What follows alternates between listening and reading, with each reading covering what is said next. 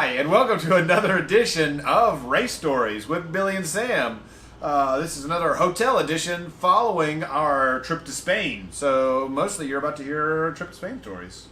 Yeah. So Okay. Let's qualify. The first trip we get on the plane, we're going to Spain, right? Spain. Somebody says let's do stuff in Spain, right? We flew into Madrid, which is the capital of Spain, right? For our geographically. We immediately hopped on another plane and flew 3-4 hours. Yeah. To someplace not even remotely close to Spain. If you're geography challenged like me, we went to the Canary Islands. The Canary Islands, not basically really off the coast of Yeah, Morocco, really. yeah. The Africa part of Morocco, not the Mediterranean part. Yeah. Yeah. Canary Islands, Africa. They're right next to the Sahara Desert. Billy did not read a map. Got it. Anyway, if you don't know anything about the Canary Islands, they are a Spanish territory or state or whatever, but they are nowhere close to Spain. No. I mean, relatively speaking. The 3-hour flight, they were close. In 3 hours, we can get from the southeast to Colorado. Yeah, and you're still inside the United States. Right, but that's not Spain. Spain's just a little bitty. Alright, anyway, so we went to the Canary Islands, which really is not close to Spain. It was a good little ways away, but still really cool. It was cool. not at all what I expected. So, I looked at a map before we went, but that was the extent of what I knew.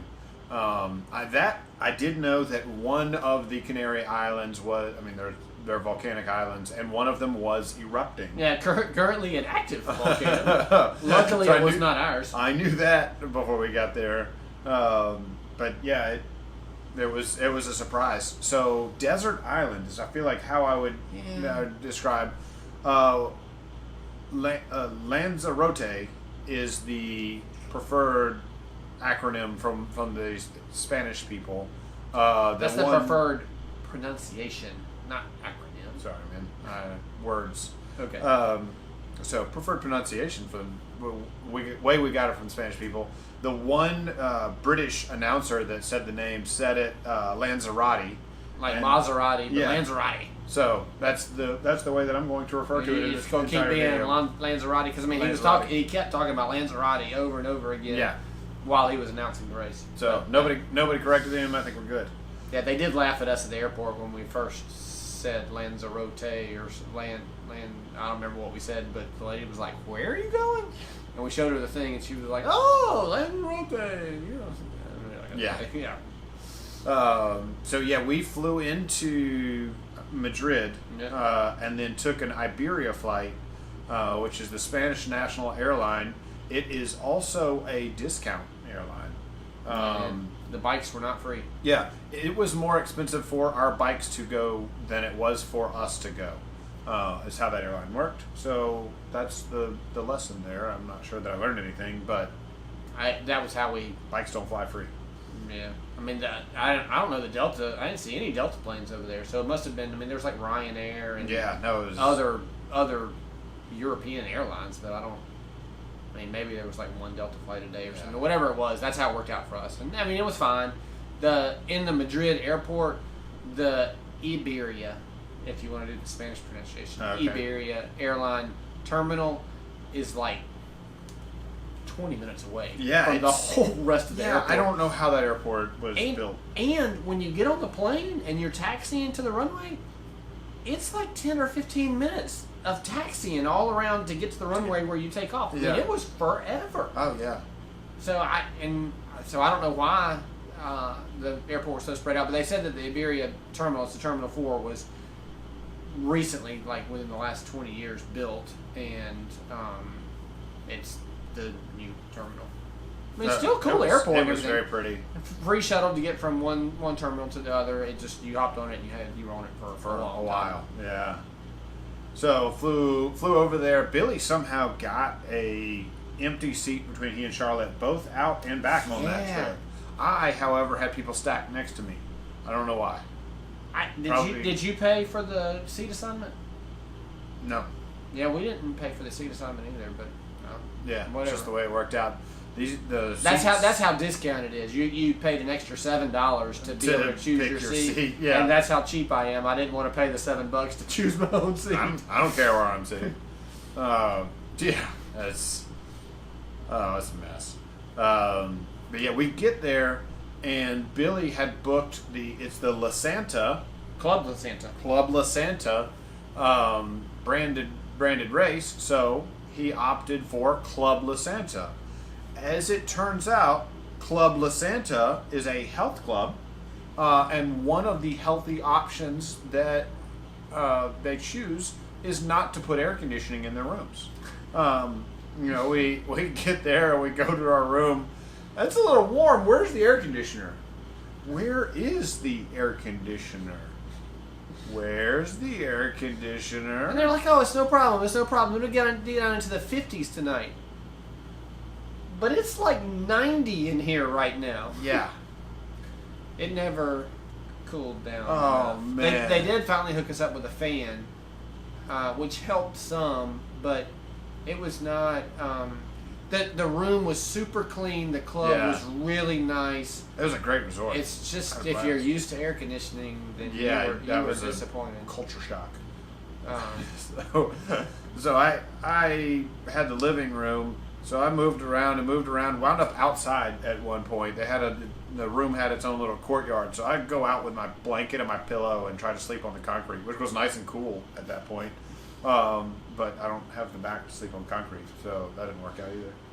We came up with a plan to just take the mattresses and put in the little courtyard, but we got the fan. Yeah, once we had the fan, that was big difference. Enough. I'm not gonna say it was comfortable, but it was fine. Yeah, I really second or third day, it wasn't awful. It's just that first night. The club was really cool. It was built. Basically where you come and you stay at that resort for your entire vacation, and there's all kinds of little activities. They had like windsurfing. They had a full track. They had lots of tennis courts, pickleball courts, lots of classes that you could sign up for, exercise type classes.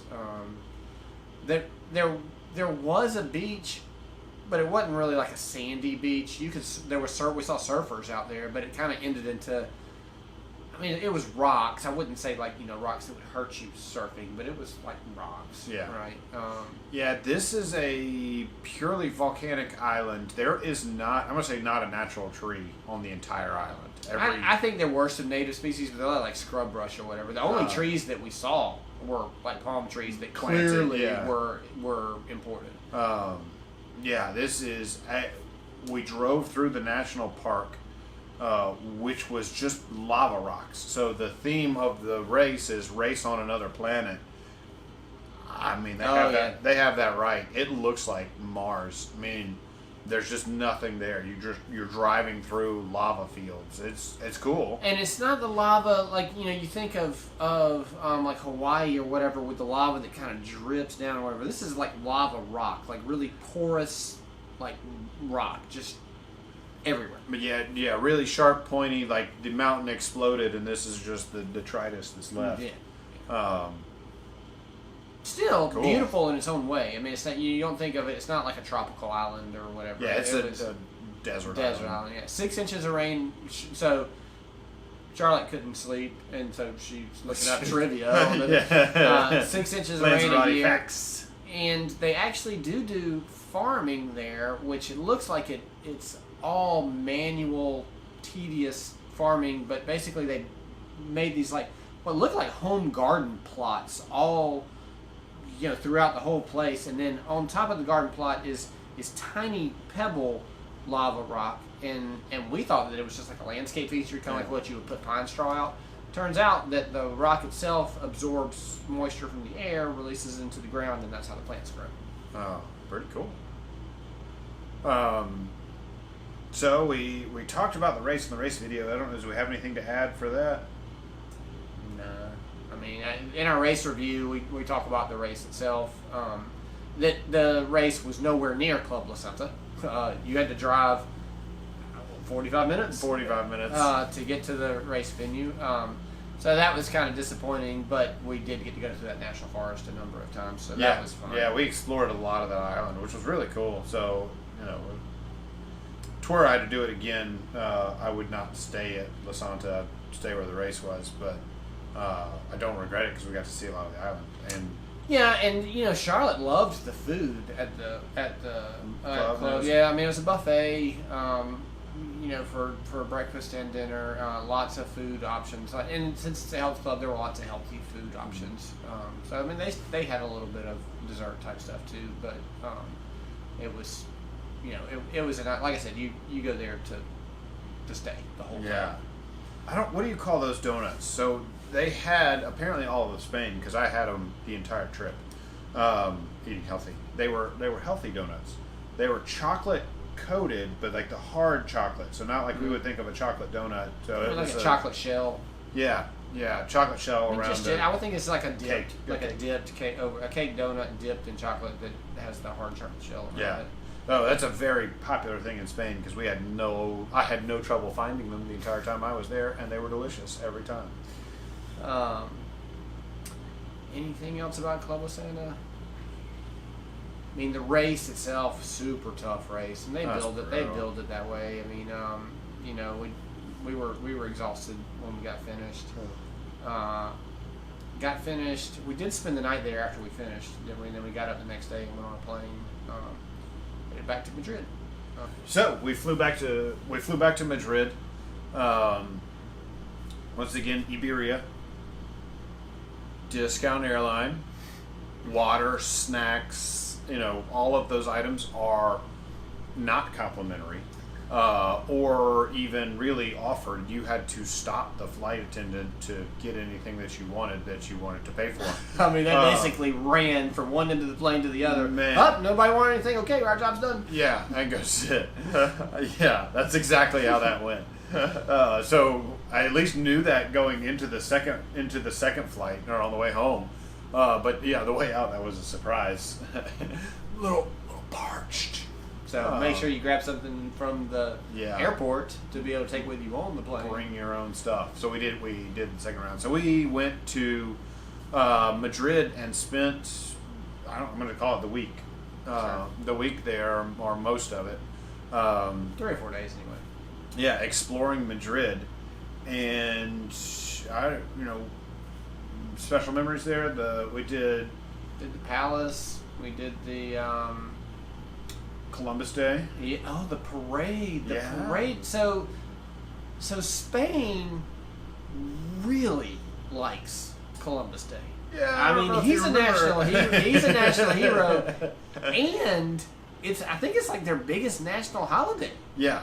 I mean, Columbus, very important to Spain. Yeah, all of the U.S. news was talking about Indigenous Peoples Day.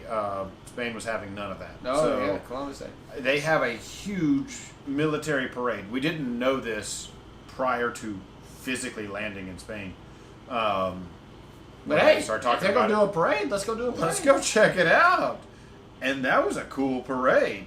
I mean, you see like the Russian parade with the super serious military people or whatever, and I mean, we just don't do the military parades like that in the U.S. But this one, my most memorable part of it, I mean, they had the tanks and the infantrymen and all that kind of good stuff. They had a parade of planes. Yeah. I mean, it was like 3 planes. It was maybe it was the whole Spanish Air Fleet, or because it was everything. First, they had their Thunderbird people come out and spray colored smoke. I think it was supposed to be the Spanish flag. Yeah. I mean, it worked. It looked pretty cool. And then after that, basically it was just, like literally what you would think of a parade of planes. I mean, you had some jet fighters, you had some cargo tankers, you had some helicopters, you had some spy planes or whatever kind of planes those were. I mean, it was just every plane that you could kind of think of. They just came over in groups, and they just kind of flew over you. Yeah. Some historical Spanish planes. Really, really cool. So if you get the opportunity, highly recommend that. That was a blast. The Prime Minister and all former Prime Ministers, did we ever even see any of those? We did. That was the black cars. That came through. They come through in bulletproof vehicles, and I guess maybe they're waving. I don't know. We weren't on the front row, so you couldn't really see. They had the first, I think, three. I think they were the 3 or 4. Was it presidents? Prime ministers. The former ones came by and they were waving with their windows down, and then the 4th car had windows up, all tinted out. I guess that's the current guy, and he's in trouble, or probably also don't want to get shot at. But then the King and Queen of Spain came through with. That was a beautiful car. I don't know what that was. I didn't even see it. It looked like a 1930s Rolls Royce style, gorgeous car. I couldn't really see inside. We were not super close. Apparently, when in Spain, get up early, get out there early. We were not there early. We went a different track with that. So yeah, man, that was super cool. Tanks, fire engines, the cars and trucks that came by, they had everything. So if you were a 4-year-old boy sitting there, it was a blast. And my inner 4-year-old was satiated. So that was cool.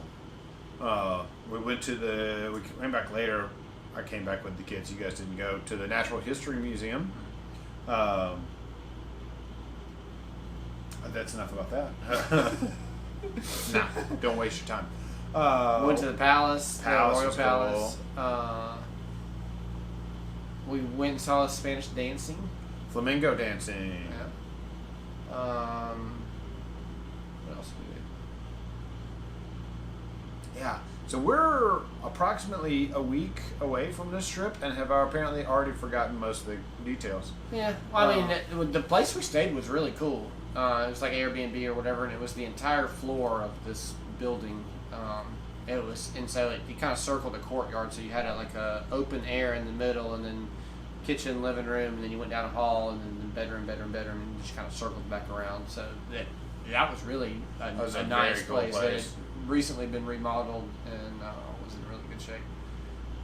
Got to walk around a lot in Madrid. Because we saw the Plaza Mayor. We went to the Spanish market, the food place that we went to the first. Yeah. It was, Spain is of course famous for tapas. Tapas is not my thing. No, man. I don't want tiny plates. Drives me crazy. I mean, it was like Disney World, man. You go in there and there's like millions of people. It wasn't millions, but it was a lot of people. And you just go through all these different vendors and pick up one thing here and one thing there. And it's not like you pay when you go out. You got to pay at each one every time you pick it up because they're all independent people. And then there was no place to sit. You basically, are you supposed to be, you go to one place, you get the tiny food, you eat it as you're going to the next place, and then you eat it, I don't know, however it works. Tapas was not my thing. We didn't go back. I don't know that everybody in our party fully agreed with that. I think Charlotte's favorite part of the whole trip was the pizza dinner or whatever, where Connor and Carter were hanging out the window and saying hola and adios to everyone as they walked by. So we have pizza because I wanted to experience Spanish pizza. So we go try it. It is not the same as American pizza. No. The crust is nothing close. No. But anyway, it's not high on my list of pizzas, but so it opened up to a fairly busy road. There weren't really cars, there was road, but lots of people traffic. And apparently when Jennifer and I got there after, we went to the art museum. Yeah. And came and Connor and Carter were already there. And somebody had taught them hola and adios. So they were out, just having a blast, screaming hola as people were walking up, and then as they leave, adios. I don't know that the Spanish people were quite prepared for that level of interaction, but a lot of them, it was smiles and then tried to talk in Spanish. And they looked at them like their vocabulary was the two words that they were using, and they didn't fully understand what they were saying. They just knew that they were getting reactions. It's hilarious. Jennifer and I went to the museum. I'm going to come up with a blank of what the art museum was in Spain. but lots of famous paintings, and that was neat. We got a private tour of that, and that's highly recommended. I'd do that again. That was really cool. The private tour. Yeah. Having somebody explain why this is significant and why this is important and what's happening is so very helpful, and putting it in context. Right? Hey, one of the paintings was super cool. Once she explained it, that this was a really risque painting for the king. And so it had doors on it, and it closed, and you had a painting on the front that everybody normally saw. But if the king really liked you, he'd open it up and show you his risque painting. So why that's significant and why that's important and that kind of thing was really cool. So that was cultural experience. So we're good. That was pretty much most of Spain. Most of Madrid. Hop out of Madrid. 3 days felt like enough time for me in Madrid. I felt like we obviously you can always see more, but we hit the highlights. I'm much more of a beach guy than I am a city guy. So we went to the beach. So we took another Iberia flight out to Mallorca.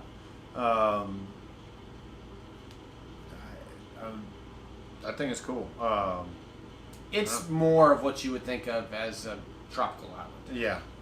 I mean, regular beaches, sand beaches, trees, lush vegetation, that kind of stuff.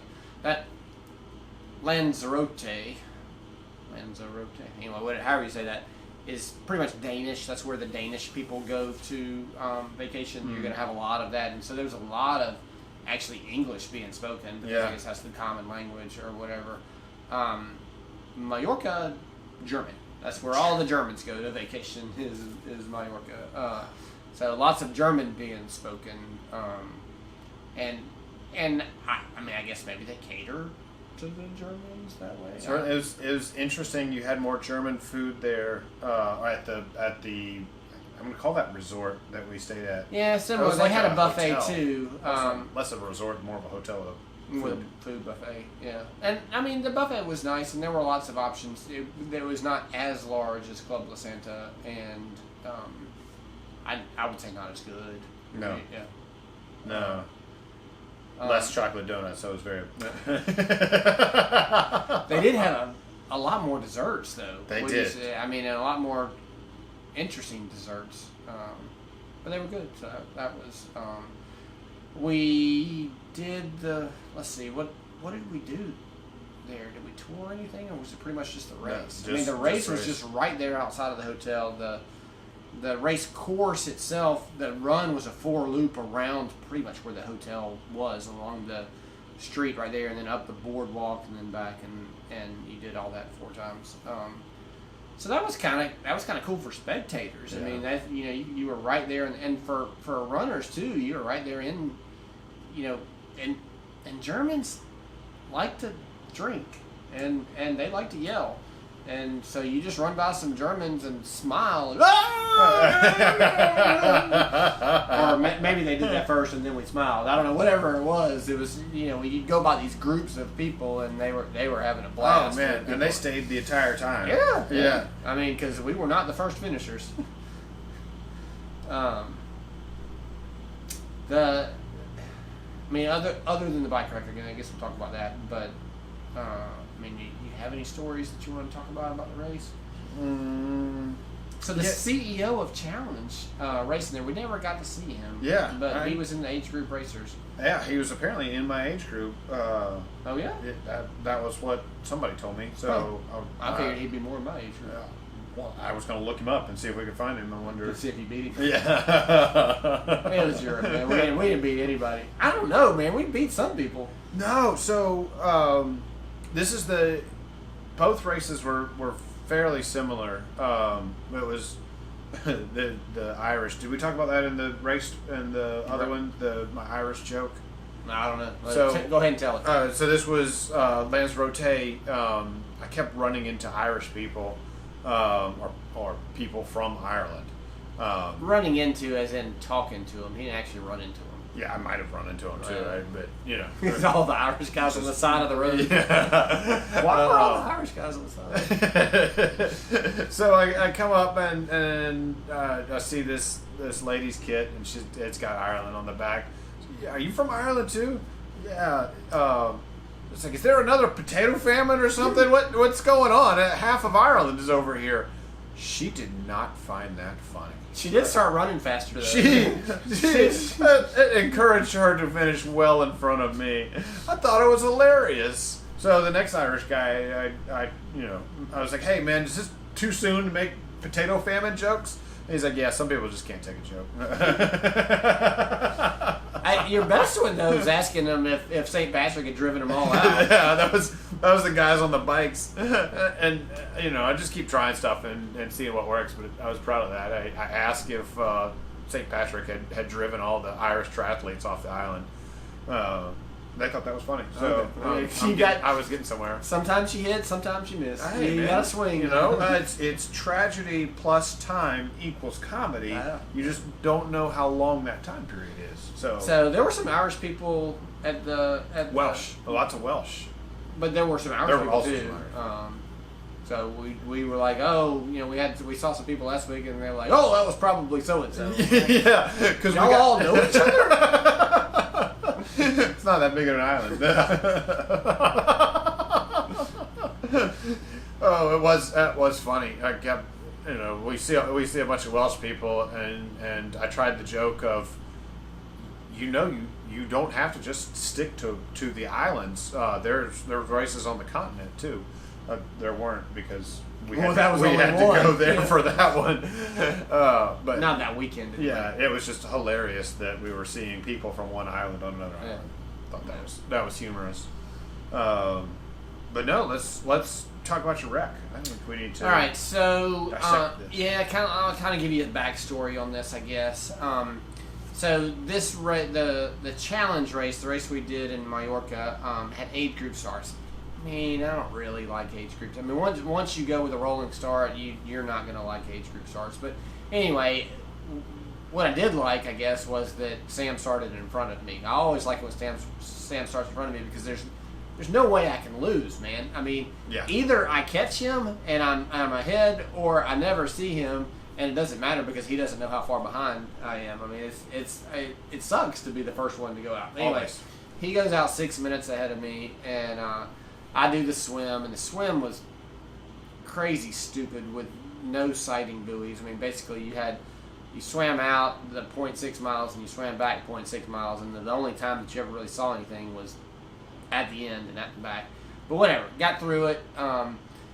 Got onto the bike, and they did have some strange things with the bike, which they had actually thought through this. I mean, some races we've been in, it's like the race director has never raced in a race in his life. Yeah. I mean, and you're like, when you set out a course, just go do it one day and see what you can do to improve. Anyway, this one they had some steps going out of transition, and it was a fair number, 20 maybe steps. It was a fair number of steps. So they built a ramp that you could walk your bike up, and the mount line was after that. Anyway, so there was stuff like that out there. But so Sam's ahead of me. Did I even see you in transition the first time? I don't know that I did.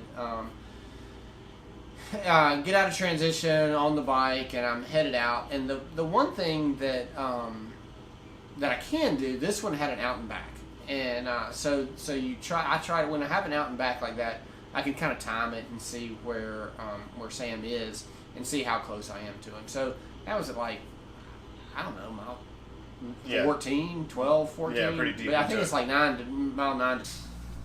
Okay, so on the out and backs, I can catch up. I can time it with Sam to see how far or whatever I am in front of behind him. So heading up this canyon, basically it's this canyon that you kind of wind through and you come back down. Oh, and we don't drive the course before, so we don't really know what's going on with it.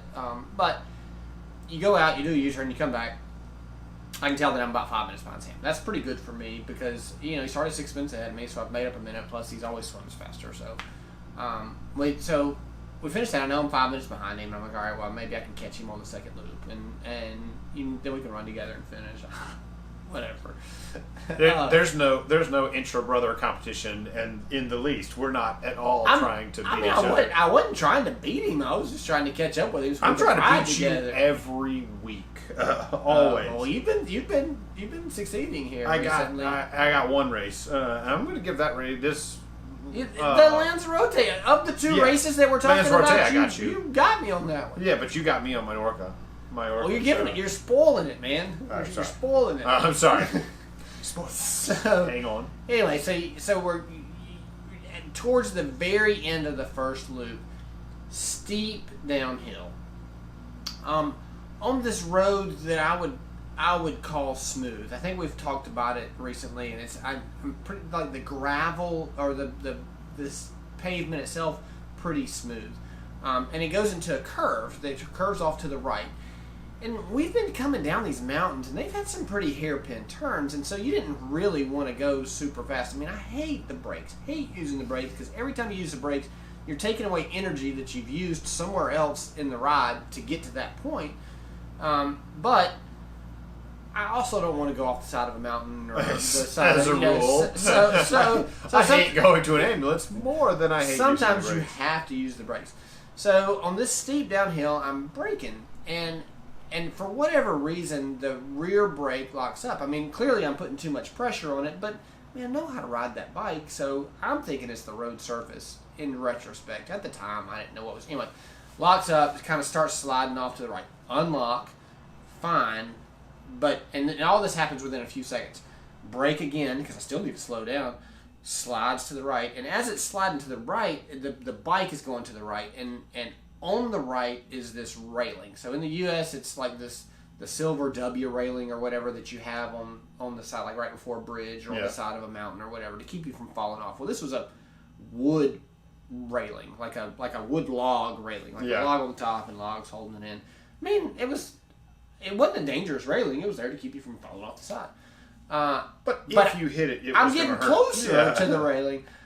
Third time, and I don't know exactly what happened, but third time, lock up the rear brake, and either I hit the railing or I'm getting so close that I'm trying to push the bike over to the left or something. Anyway, the bike ends up sliding out, and I slide up under the bike, and mind you, this is a pretty steep downhill, and I guess I'll have to go back and look at my Garmin, but I'm guessing that I was traveling, I mean, even with the braking, maybe 20 miles an hour as I'm sliding down.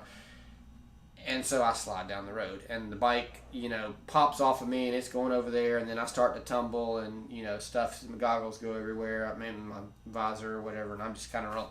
And you stop rolling, and you're like, am I dead? Okay, I'm not dead. Can I feel all my fingers, all my toes? I can feel all that. Can I move? So, you kind of roll over from your front to your back, and you're like, okay, well, I can move. And about this time, another athlete comes by and stops. I mean, good for him. He was like, are you okay? Are you okay? And he pulls over, and he asked me a lot of questions, and I'm not sure I ever responded to the initial. I'm not sure I ever spoke to him. Okay. I think I was just, but anyway, he goes over, he picks up my bike, because I'm over here, my bike is like way down the road over here. He picks it up and puts it on the side and is waving to other bikers to slow down because he doesn't want them hitting the bike. Then he comes back to his bike, are you okay? And he's like, do you want me to call anybody? Because, and I was thinking that, calling an ambulance or whatever. And by this time I've gotten up off the ground, and I've made it over to the railing, and I'm sitting on the railing, like, trying to catch my breath, and helmet's still on, but, gear everywhere. And I'm like, no, don't call anybody. Because, you call the ambulance, your race is over. This is my, and so he's like, okay, and he goes on. So I'm like, all right, I've composed myself. I'm all skinned up. And but I composed myself, and I'm like, all right, well, let me walk over to my bike. And so I walk over, and I start picking up gear as I'm going over and putting it back on my bike. And to get to the bike, and one of the tri-bars is off, like had just got off kilter or whatever. And so I popped it back into place. one of the brake handles had kind of turned up under, and so I, stretched it back the other way. And I'm looking at the bike, and the chain's off, so I put the chain back on, and I'm looking at the bike, and I'm like, okay, well, I think I can ride it. So I go get my glasses up off the ground and put them back on my helmet, and I hop on the bike. And mind you, still a steep hill. Yeah. So as soon as you hop on, you're going fast down this hill, and go around the curve, and it turns out that I could have taken that curve at probably 50 miles an hour. Yeah. I mean, it was just this.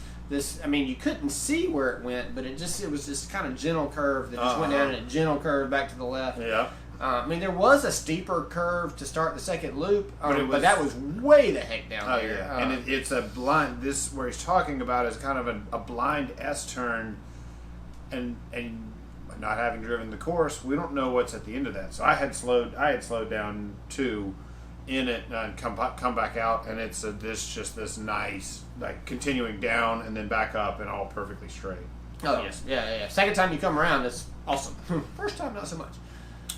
So I get to the second loop. So there's a sign, second loop to the right, finish to the left. So I get to the second loop to the right, and I turn to the right. And I'm like, okay, let me see how long it took me to do the first loop, so I can kind of see where I'm at on the thing. No watch. It had torn my watch off when I had the wreck, which was like a half mile back up that steep hill, and I'm like, I ain't going back up that steep hill to get that watch. No. But it is a 2-loop course, so I'll look for that watch on the second loop. And so, I mean, I'm bleeding. I've got blood on my arms, a little bit of blood on my face, blood on both legs, but I'm like, I'm gonna finish. And all I could think about really was that girl. So we go do Memphis, and coming into transition from Memphis, so you're a half a mile away, and you make this hard right turn. And when I make the hard right turn, the girl behind me wipes out. Turns out that she had a flat front tire, and so when she tried to make the right turn, just the bike went out from up under her, and so she wipes out. And on the run course, I'm talking. I was like, "Hey, man," because I was talking to Sam. I was like, "Man, the girl behind me, she just wiped out. I don't know how bad it was, but I heard it, and it was coming into transition or something." I mean, she was right behind me. She was running with us. Yeah. And she had a little bit of blood on her legs. Where she said, "I picked up that bike and I walked it into transition, and I'm out here running now. I wasn't gonna let that get me down." And so that's all I could think about as I'm on this bike ride. I'm like, well, she didn't quit. I guess I shouldn't quit either. I mean, it could be done. And so anyway, so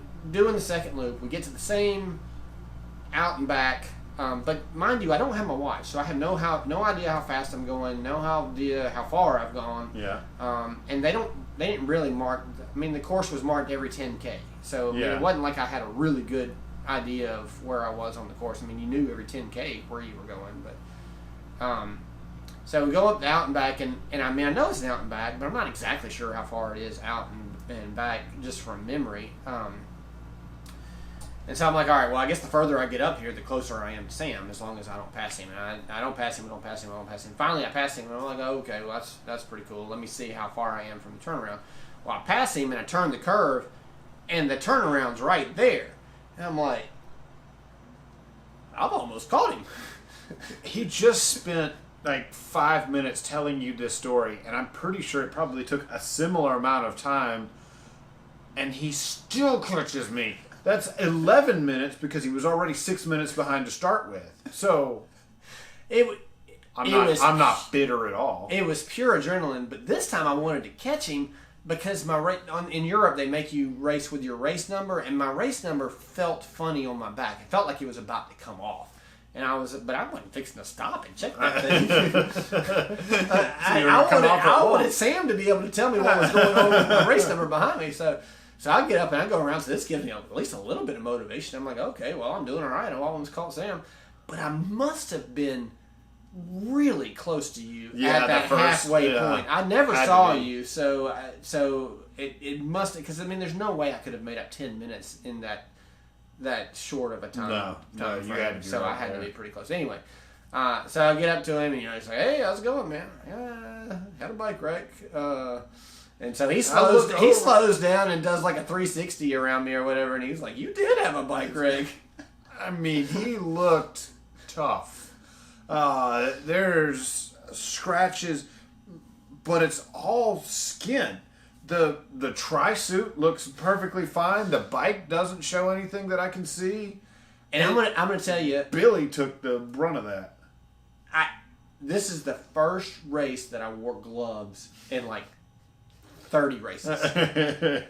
and the reason that I wore gloves was because the last time that we had a race where there was, well, first of all, there was a race that we had rain, and so my handlebars get kind of slippery when it has rain. You don't have gloves on, you don't have good grip. Blue Ridge, I felt like gloves would be good because you were going to do some climbing. And your hands get sweaty and you're on your handlebars a lot. And so there was a chance of rain at this one, and then maybe it was even Lanzarote. I think it was where the sunscreen had dripped down my arm and onto the handlebars, and there was so much climbing in that you're on your handlebars a lot instead of the tri-bars, and it was kind of slick. So I'm like, all right, well, I got my gloves. This time I'm gonna, I'm gonna wear them, and I think that saved my hands from getting chewed up. So anyway, catch up with Sam. He does he's on one side of me and he slows down. He comes around and comes up the other side of me and he's like, oh yeah. And I'm like, well, what about race number? And he's like, oh, it's fine. And I'm like, no, it's not fine, man. It's doing something back there. He said, I can understand that you would think that it's doing something because it looks like it's kind of doing something. It's a little bunched up, but you're okay. Of all the parts of my body that were missing skin and bleeding, what I was most worried about was the stupid race number that's on my back. I passed 2 or 3 of those jokers laying out on the bike course, so you would not be the only. Yeah. So we end up finishing the bike together. So we keep going. And I tell him, I'm like, okay, well, and I lost it because I didn't want to know where we were on the course. Because I needed to be with Sam. He's got a watch on. He can tell me where we are on the course. I'm like, hey, man, and I told him where I wrecked at. I was like, my watch has to be out there. I'm going to slow down and look for it when I get there. Okay, yeah, that makes sense. So we get to the spot where I'm going to slow down and look for it. And I don't slam on the brakes or anything. I'm just going slower. All of a sudden I hear Sam, and this is a huge wide road. It's a full lane of road or more. And Sam apparently is behind me sliding out because he can't, and I'm like, dude, what's going on? So I have the general vicinity of where your wreck was and not the exact spot. So it was on the steep hill. You should have known that I was going slow on the steep hill. 2, he goes up at first, and I come up at second, and so I wasn't that far behind you. I was a little bit behind you, so I start going down that hill and see you have come to a stop where you're attempting to assassinate me and drag me down into your wreck, causing my own wreck. The whole rest of I was fully over by the wooden rail. To tell that story, I think I have to back up and tell the Lanzarote story, where we were putting bikes together and my chain was loose. So, I go to the bike mechanic because all he's got to do is turn the screw and fix the loose chain. Meanwhile, my shifter, right? So I have a shifter on my aero bars, and then I have a second one on my down bar, or whatever that thing is called. Yeah, crossbar. There's electronic, so it's a button that you push. So the crossbar button had screwed up a week ago, and I was pushing it, and it would advance all the way up or all the way down. And we were racing in freaking monsoons, so that water would get in there is not surprising. But the guy noted that wasn't working. Here, let me fix it. Yeah, I can fix this. He fixed the chain problem 2 seconds. So we're like, oh, okay, you know what you're doing. All right, sounds good. He did not know what he was doing. He did not have a clue. And so he kept slowly making it worse, and my bike was in more and more pieces as he's trying to fix whatever the last mistake that he made was. Yeah. We're in Spain. It's not like I have a lot of bike mechanics that I can just call up and say, can you swing by Madrid on your way home? So nothing we can do. I race finally I get him to just let's call it. You're done. Just put my bike back together. But when he did, the rear brake, which had a nice long play in it, then had none. Instant I touch my back brake, it locks up. It goes, so it's right. My front brake has got this nice slow adjustable back brake. So I'm coming up right behind Billy, and of course, my mind speaks directly to my arm without anything else being arm go. And I slide, I let go of it, I recover, I grab it again because brain and arm are still talking. Slide again. I'm gonna die, and I may kill Billy, but I'm gonna die. And arm lets go of it again.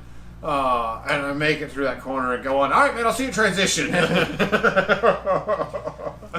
Because I'm going slow. I had not stopped, but I'm going slow, and boom, there's my watch. Right there on the ground. Let me stop and pick it up. Boom, pick it up. I mean, the wristband, of course, is broken, but it's still running. It's still giving me my correct race time. The mileage is off, but I still got the correct race time. So I shove it in my pocket and head on down the transition. What did your coach ask about your heart rate? He has not seen. He has not. It doesn't. He hasn't noted anything about that yet. This is gonna be a surprise. I mean, because what it is you've got heart rate. Yeah, nothing. Nothing. For the rest of the race, really. Yeah, because I could never put it back on my wrist. But at least when it goes this way, it does some more stuff for like mileage and pace and all that kind of stuff. But for whatever it was, hour and a half or hour and 40 minutes, nothing. It was just sitting there running. But I mean, it kept the correct time, and I mean, I had the finish time matches what the official finish time is. So good for that. So I also had an accident on the bike in Lanzarote. So you're coming around doing the U-turn stop at the end of the road, and I don't know, I just needed to get my foot out of my pedal, and couldn't because I've been biking for apparently 5 minutes now, and don't know to do that. I go down the side of the embankment, and in the world's slowest crash, got a slight little cut. I don't know if you can see my little boo boo right here, bro. Man, you gotta. If you don't have scars, you didn't have. That was just a pause in the race. The guy runs over. Are you okay? I was like, dude, this is embarrassment. All I did was slide down the side of the road, and in the world's slowest, lay my bike down. I think I'll survive. So that was my race story. So we both had accidents this weekend. The same. So we get back to transition. In Spain.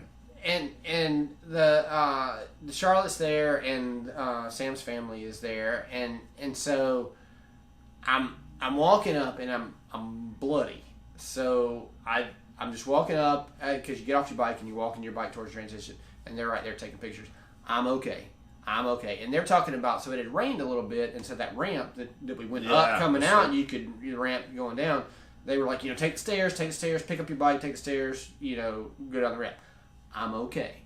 and so Charlotte, she's sitting there filming while this is going, and she's like, oh, he's being rude. I think that he's telling us, quit telling him to go down the steps. So I pick up the bike and go down the steps like everybody else. And while I'm doing that, Jennifer's looking, she's like, oh. And so then they go back to look at their video, because they were at the halfway point. I never saw them. They said that you waved to them and said hello or whatever. I never even see him, but that's like a half a mile after I had my wreck. Yeah, now we know how he catches so me. they filmed it, and as they go by, they're like, oh yeah, you did just have a wreck, didn't you? So they have it on film on after, tape, right immediately after. So anyway, so we get out and we start running, and I'm gonna tell you, man, when you have road rash and you sweat, that hurts. I can't imagine. Okay, so I mean, at least on the bike, when you sweat, it kind of all blows off of you. On the run, it just kind of runs down. If you get medical attention during a race prior to crossing the finish line, you are disqualified. So sorry, let me preface all of this pain that we're about to suffer. Billy's about to suffer. We're about to hear about. with you can't actually seek medical attention without ending your race or disqualifying for yourself from the race. So they'll still let you cross the finish line, but they will have disqualified you from the race, which for us would mean that the race didn't count. It would have counted for Sam. Yeah, I'm definitely counting that joker. I'd have gotten out of another race. Thanks for finishing. So I have to go to Waco. But yeah, that's a big deal. So now this is why no medical attention was sought. So I mean, when you just have to keep going, you just have to put one foot in front of the other, and I didn't feel that bad. I got off the bike and my wrist was kind of wonky. And I was I never remember jamming my wrist. Yeah. That's typically what happens when you fall off a bike is you stick your hands out. But I didn't go over the front. I slid down. So I don't know where I messed up my wrist. But I did spend a ton of time on the crossbar, not in the aero bars, because my arm was all tore up and it hurt bad to be in the aero bars. So most of the time I was on there, and it was this wrist, so you would think that it would have affected both. So I must have jammed this wrist somewhere in there. So I could feel that on the run, but it didn't really bother me. My legs, stung a little bit, but it never had really hit me that I'm missing a lot of skin. It did hit me as I'm looking. So I'm on the bike and I'm looking, and you look down, and my ankle bone, it looked like there was no skin. It looked like there was. Because it's white. It was whatever the layer of skin that was on there was perfectly off, and it was white, and so it makes it look like, man, that's my ankle bone right there. It wasn't, or I don't think it is, but it's just that little thin layer of skin right there before anyway. So none of, I'm still running on adrenaline, and we're running, it's a 4-loop course, and they make you cross that finish line 5 times. You pass the finish line 4 times before the 5th time you come around, you cross it, and that's just mean. Come out of transition. I came out first, and we're coming down, and the race course takes a right, like we're going to the finish line, and you get on a red carpet, like you're going to the finish line, and I'm freaking out because we're like, hey, we've only gone like a half a mile. Yeah. No. I'm not going across the finish line. I need to keep racing. And then at the last possible second, you swing around and avoid the finish line. Yeah, basically there's 2 chutes. One chute for the finish line and another chute to go past it. And that's, it's the straight line chute. And then they had the exact same system that Lanzarote had, which was you went by and they held out these like bands, squinchies, like scrunchies or whatever, different colors. And so the first time you went through, you got one color, and the second time third, and then the 4th color. And then once you had all 4 colors, then the next time you came through, you went to the finish line. So that's how they knew which lap you were on. And so it was actually kind of funny because the first time we went through, Sam's making the joke to the people that are holding the 4th lap band. He's like, I need one of those. Yeah, 4 for 4. And they were holding it out. They were going to give it to him, and he was kind of like, no, not really. Yeah. And they looked at his arm, and they were like, oh. So I made that joke 3 more times. Yeah, so of course the second time we came around, he did the same thing. So the third time we came around, the 4th time, it was like, and they were cheering. They were so excited. They were like, yeah, give it to you. Because it was the exact same people all 4 times. He said he had waited. He waited he for had me. A break or whatever. Yeah, he knew I was coming. So anyway, we start running, and we're actually doing a decent pace. It's pretty shaded. The temperature's pretty good. And as you go through this downtown, there's some up and backs, and they had a ton of race officials out there. And I think on the run, yeah, they were on bikes on the run. I think they were making sure that you went all the way up and did the U-turn. Out on the boardwalk, they had a timing mat, so they could catch that. But I think on those downtown things, I think they were making sure everybody was going around the cone. Which is fair because you don't want people cutting early and making the race shorter. So anyway, I'm hurting, but I'm not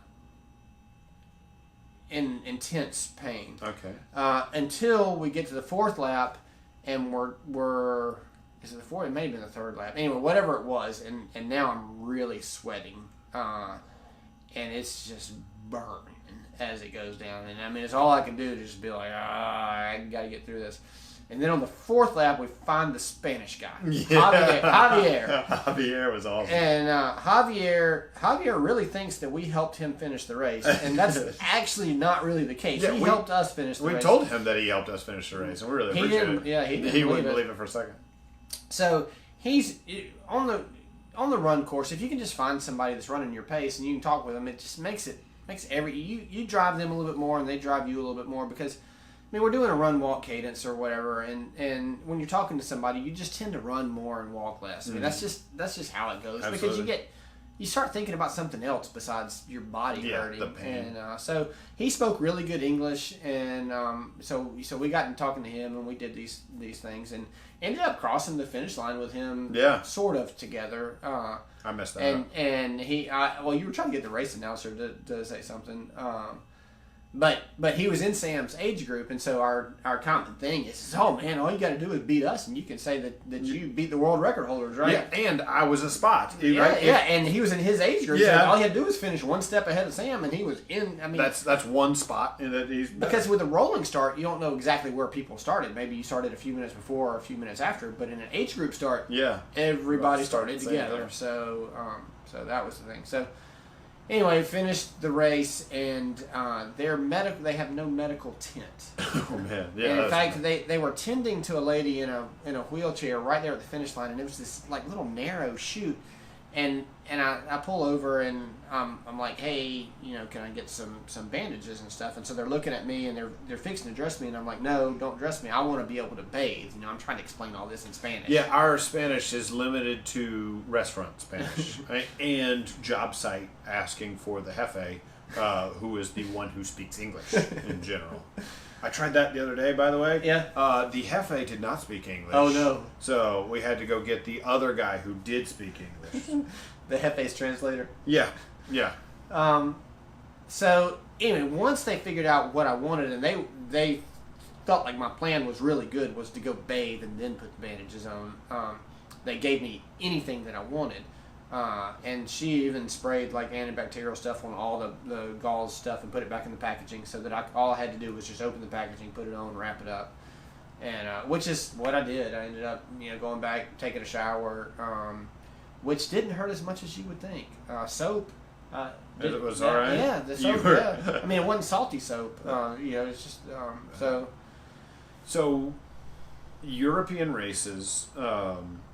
The Europeans are very serious, and I think I like to talk a lot during the bicycle, especially. They don't talk during the bicycle. They just, while you're on the bike, they're working. Generally, I can get some to I'll talk a little bit on the run. Javier is the first one we've gotten that much out of. So, you go under the assumption that they're just either don't speak English or not super friendly, because it's not like I'm trying to reach out in Spanish or German or any other language. After the race, though, everybody was super friendly. Yeah. They were having a blast. They loved to talk. Yeah, we could have spent hours there talking. And the food, there's a ton of food. A ton of food options. Food, beer, massive amounts of stuff. So yeah, that was hilarious. We sit down, and we've got our jerseys, and this was the German guys ask what the jersey is about, and we say, yeah, we just set a world record today. No, you didn't. Yeah, this was number 30, like your 30th race ever. No, this was 30 since May. And you can see he's translating it to German in his head, because what we're saying in English doesn't make any sense. He told us to get out. So then he translates it to German for the guy sitting next to him, who goes, "Get out."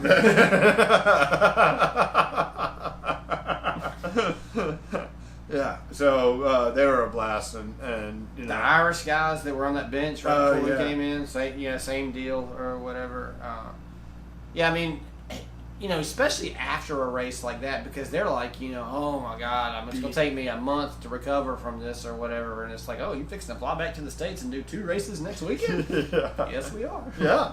Yeah, we're actually flying out tonight. What do you mean you're flying out tonight? Well, we got to go catch our plane here in just a little bit. Which turned out to be not that bad. Not the best idea. Oh. I mean, I guess it would have been fine if I hadn't had a bike wreck. But, man, that flight hurt. Did it? Yeah, and then we hopped on the flight and came to the States the next day. I mean, we were on the plane for like 12 hours, combined. Yeah. By the time I got home, I was in rough shape. There was a lot of Advil consumed on that flight. It was so much Advil that we bought Advil at the airport prices. I mean, if you're going to spend airport prices for Advil, I think it's actually cheaper from the hospital. I think it's actually cheaper to fly it in from Advil. So anyway, I ended up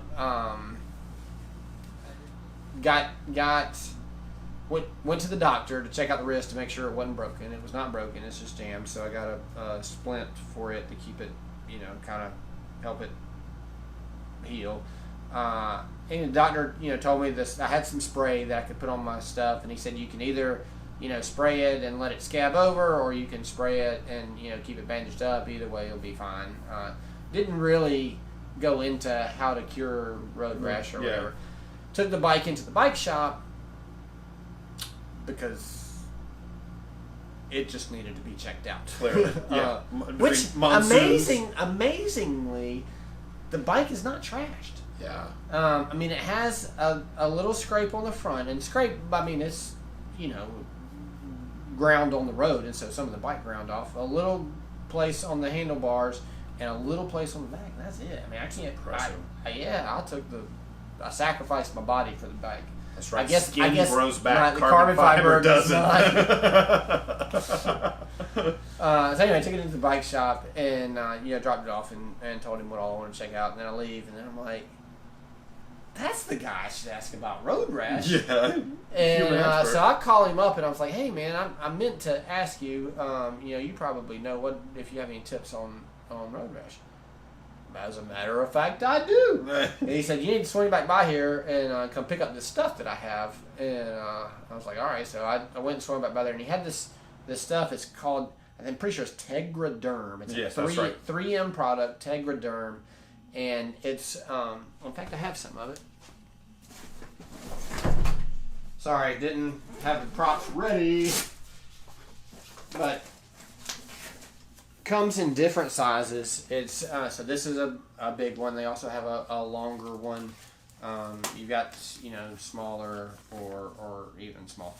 But basically, it's this plastic film that you peel off and stick to your wound. And then the part that goes over the wound is not sticky, and then the part all around it is sticky. And I guess like a second skin is that how you would call it? I think it has some breathable, it allows some air out or something. I don't know. And he was like the ooze is what's gonna heal up your stuff. He's like, it kind of holds all the ooze in.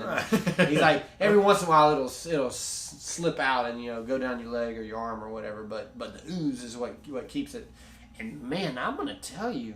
I mean, it's still. I don't know if you could see it, but it's still. Certainly tender and a little bit raw, but man, 10 times better than what it was before, which is good because we got a race tomorrow. Yeah. And 2 this weekend. Yeah. My leg is still kind of messed up and my ankle's really messed up. So we're going to see how that goes. But that's if you need road rash help, Tegraderm is the deal. Go ahead and just get some on standby just in case. Yeah. So I think it's because you had your bike gloves on. I'm going to blame the bike gloves for the wreck. Really. But yeah, if I didn't have those on, I wouldn't have squeezed the brakes as hard. I'm gonna because why is it that you squeezed your brakes too hard? Because you didn't have on gloves. I had a issue with the mechanic, so okay. that was a mechanic issue, not my fault, obviously. Okay. Yes, clearly. Mm-hmm. How bad would that have been if you had wrecked right behind? I would have blamed you for life. Hey, man, do you remember that time that you caused me to wreck during our world there record? was no part of me. I warned you that I was going to slow down, and I actually slowed down where I said I was going to, and there was the entire road beside me. Yeah. Totally his fault. All right.